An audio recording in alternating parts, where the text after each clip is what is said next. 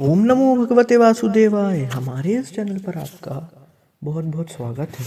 दोस्तों, आज की इस वीडियो में हम सफला एकादशी की व्रत कथा, इसकी पूजा विधि और सफला एकादशी के महत्व के बारे में बताने जा रहे हैं।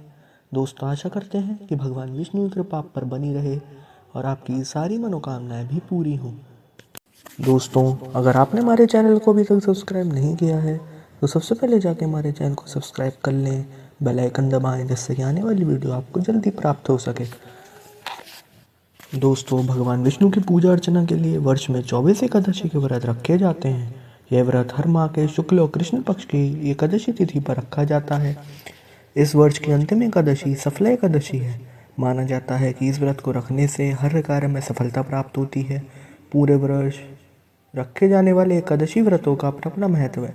इनमें सफला एकादशी के व्रत को बहुत शुभ माना गया है। सफला एकादशी का व्रत रखकर विधि विधान से भगवान विष्णु की पूजा अर्चना करने से उनकी कृपा प्राप्त होती है और सभी कार्यों में सफलता प्राप्त होती है। इस व्रत से लंबे समय में रुके हुए काम भी पूरे हो जाते हैं। शास्त्रों में सफला एकादशी को सफलता प्रदान करने वाला व्रत बताया गया है। तो दोस्तों, आइए जानते हैं सफला एकादशी की पूजा विधि के बारे में। सफला एकादशी के दिन भगवान विष्णु की पूजा करने से प्रभु की कृपा से हर कार्य में सफलता प्राप्त की जा सकती है। इस दिन प्रातःकाल उठकर भगवान विष्णु का स्मरण कर व्रत का संकल्प करें। स्नान आदि के बाद पूजा की तैयारी करें। इसके लिए चौकी पर पीले रंग का वस्त्र बिछाकर भगवान विष्णु की प्रतिमा चित्र स्थापित करें। भगवान को गंगा जल से स्नान करवाकर नए वस्त्र और तिलक लगाएं। इस दिन प्रातःकाल उठकर भगवान विष्णु का स्मरण कर व्रत का संकल्प लें। स्नान आदि के बाद पूजा की तैयारी करें। इसके लिए चौकी पर पीले रंग का वस्त्र बिछाकर भगवान विष्णु की प्रतिमा चित्र स्थापित करें। भगवान को गंगा जल से स्नान करवाकर नए वस्त्र और तिलक लगाएं। भगवान विष्णु को पीले रंग के फूल, फल, धूप, दीप और चंदन अर्पित करें। उन्हें दूध, दही, घी, शहद और चीनी से तैयार पंचामृत का भोग लगाएं। पंचामृत तैयार करते समय उसमें तुलसी के पत्ते जरूर डालें। विष्णु सहस्त्र नाम का पाठ करें और सफला एकादशी व्रत कथा का पाठ करें। भगवान विष्णु की आरती करें और पूजा के दौरान कोई भूलों के लिए क्षमा मांग लें। लोगों को प्रसाद बांटें और स्वयं भी प्रसाद ग्रहण करें। तो दोस्तों, ये थी पूजा विधि। दोस्तों, चलिए आइए जानते हैं सफला एकादशी की व्रत कथा के बारे में। महाराज युधिष्ठिर ने पूछा, हे जनार्दन, पौष कृष्ण एकादशी का क्या नाम है? उस दिन कौन से देवता का पूजन किया जाता है और उसकी क्या विधि है? कृपया मुझे बताएं। भक्तवत्सल भगवान श्री कृष्ण कहने लगे कि धर्मराज, मैं तुम्हें स्नेह के कारण तुमसे कहता हूँ कि एकादशी व्रत के अतिरिक्त मैं अधिक से अधिक दक्षिणा पाने वाले यज्ञ से भी प्रसन्न नहीं होता हूँ। अतः इसे अत्यंत भक्ति और श्रद्धा से युक्त होकर करें। हे राजन, द्वादशी युक्त पौष कृष्ण एकादशी का महात्म्य तुम एकाग्रचित होकर सुनो।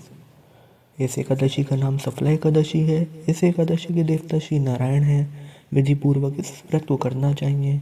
जिस प्रकार नागों में शेषनाग, पक्षियों में गरुड़, सब ग्रहों में चंद्रमा, युगों में मेघ और देवताओं में भगवान विष्णु श्रेष्ठ हैं, उसी तरह सभी व्रतों में एकादशी का व्रत श्रेष्ठ है।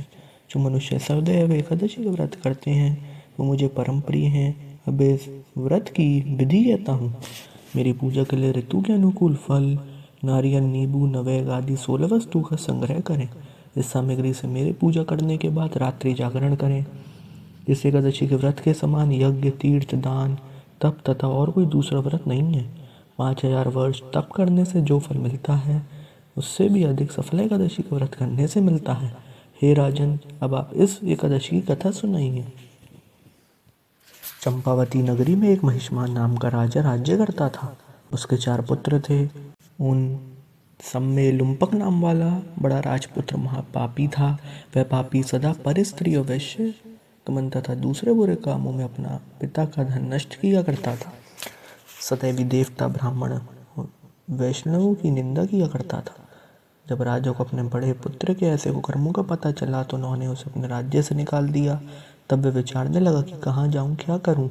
अंत में उसने चोरी करने का निश्चय किया। दिन में वह वन में रहता और रात्रि को अपने पिता की नगरी में चोरी करता तथा प्रजा को तंग करने और उन्हें मारने का कुकर्म करता।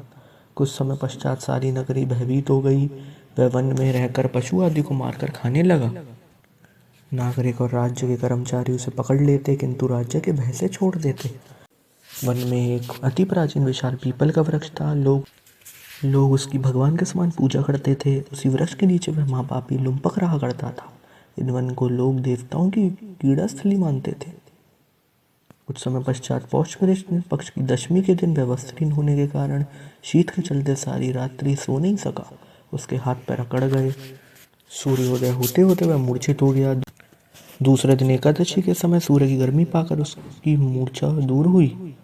गिरता पड़ता वह भोजन की तलाश में निकला। पशुओं को मारने में वह समर्थ नहीं था, अतः पेड़ों के नीचे गिरे हुए फल उठाकर वापस उसी पीपल वृक्ष के नीचे आ गया। उस समय तक भगवान सूर्य अस्त हो चुके थे। वृक्ष के नीचे फल खाकर कहने लगा, हे भगवान, अब आपके ही अर्पण है ये फल, आप ही तृप्त हो जाइए। उस रात्रि को दुख के कारण रात्रि को भी नींद नहीं आई। उसके इस उपवास और जागरण से भगवान अत्यंत प्रसन्न हो गए और उसके सारे पाप नष्ट हो गए। दूसरे दिन प्रातः एक अति सुंदर घोड़ा अनेक सुंदर वस्तुओं से सजा हुआ उसके सामने आकर खड़ा हो गया। उसी समय आकाशवाणी हुई कि हे राजपुत्र, श्री नारायण की कृपा से तेरे पाप नष्ट हो गए। अब तू अपने पिता के पास जाकर राज्य प्राप्त कर। ऐसी वाणी सुनकर वह अत्यंत प्रसन्न हुआ और दिव्य वस्त्र धारण करके भगवान आपकी जय हो कहकर अपने पिता के पास गया। उसके पिता ने प्रसन्न होकर उसे समस्त राज्य का भार सौंप दिया और वन का रास्ता लिया। अब लुम्पक शास्त्र अनुसार राज्य करने लगा। उसके स्त्री पुत्र आदि सारा कुटुंब भगवान नारायण का परम भक्त हो गया। वृद्ध होने पर वह भी अपने पुत्र को राज्य का भार सौंप कर वन में तपस्या करने चला गया और अंत समय में वैकुंठ को प्राप्त हुआ। अतः जो मनुष्य इस परम पवित्र सफल एकादशी का व्रत करता है उसे अंत में मुक्ति मिलती है। जो नहीं करते वह पूंछ और सींगों से रहित पशुओं के समान है। इस सफल एकादशी के महात्म्य को पढ़ने से अथवा श्रवण करने से मनुष्य को अग्नि यज्ञ का फल मिलता है। तो बोलिए दोस्तों, विष्णु भगवान की जय। दोस्तों, आशा करते हैं कि सफल एकादशी की व्रत कथा आपको पसंद आई होगी। दोस्तों, ये जानते हैं सफल एकादशी के व्रत महत्व के बारे में। सफल एकादशी के पवित्र दिन भगवान नारायण की पूजा करनी चाहिए और श्रद्धापूर्वक व्रत का पालन करना चाहिए। भगवान कृष्ण के अनुसार जो कोई भी सफल एकादशी का सच्ची श्रद्धा से पालन करता है उन्हें प्रिय हो जाता है। सफल एकादशी व्रत को विधि विधान से करने वाले भक्तों को मृत्यु के बाद विष्णु लोक यानी वैकुंठ धाम की प्राप्ति होती है। सफल एकादशी पर श्रद्धा और भक्ति से व्रत रखने से जीवन में हर काम में सफलता प्राप्त होती है। साथ ही इस पवित्र दिन पर भगवान विष्णु के भजन कीर्तन और दान पुण्य करने से आत्मा को शांति और सभी सुख की प्राप्ति होती है। तो दोस्तों, ये था सफल एकादशी का महत्व। तो बोलिए दोस्तों, विष्णु भगवान की जय। तो दोस्तों, आशा करते हैं कि सफल एकादशी से रिलेटेड व्रत कथा, महत्व, पूजा विधि आपको पसंद आई होगी। दोस्तों, आशा करते हैं कि भगवान विष्णु कृपा आप पर सदा बनी रहे और आपकी सारी मनोकामनाएं भी पूरी हों।